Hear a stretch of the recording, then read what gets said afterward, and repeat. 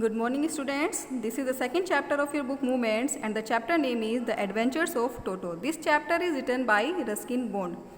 In this chapter he has discussed about an incident of his childhood. This story is about the adventures of Toto, the monkey as indicated by the title itself. The narrator's grandfather grew sympathetic with Toto while he was in the custody of a Tonga driver. So grandfather found Toto suitable for his mini zoo and bought him from him.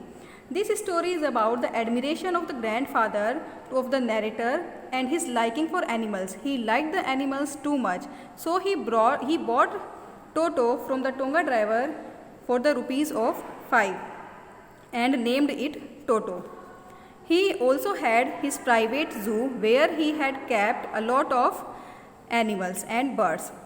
His zoo had a tortoise, a pair of rabbits, a tame squirrel, a goat, but it was short of monkey. All the animals were there except monkey. As grandmother always fussed when some new animal or bird was brought home, Toto's presence was not disclosed to anyone in the house. From the very first day, Toto started displaying his adventures. He was tied to a peg in a little closet which opened into the narrator's room. He pulled out the peg and ruined the ornamental paper covering the wall.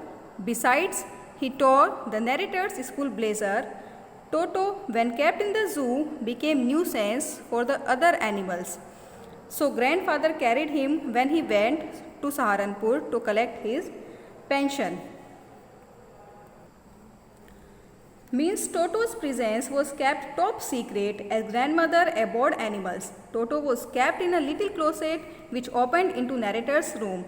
But Toto there tore off narrator's school blazer, ornamental wallpapers and many of the other things. Toto, when kept in the zoo, started troubling other animals. One day when grandfather had to go to Saharanpur to collect his pension, he took Toto along with him because he was a great menace to be left in the zoo troubling other animals. Toto was ultimately accepted by the family. He was left in the stable to stay along with Nana, the family donkey. Even Nana got fed up of Toto because Toto made trouble very much for Nana. One day Toto stepped into the large kitchen kettle left on the fire to boil for tea. Grandmother came to his rescue and hauled him half-boiled out of the kettle. The climax came when Toto threw plates towards grandmother and a glass of water at one of the narrator's aunts. Finally, grandfather sold back Toto to the Tonga driver. They breathed a sigh of relief when Toto left. One day Toto nearly boiled himself alive by jumping into the large kettle that had been left on the fire to boil for tea. It was grandmother who came to his rescue and saved him. As days passed by, Toto's pernicious activities did not listen. Therefore, ultimately, grandfather sold back Toto to the Tonga driver and heaved a sigh of relief. Okay students, so this is the story of the chapter, The Adventures of Toto. You will have to write down this story, this summary in your notebook also. Okay, thank you.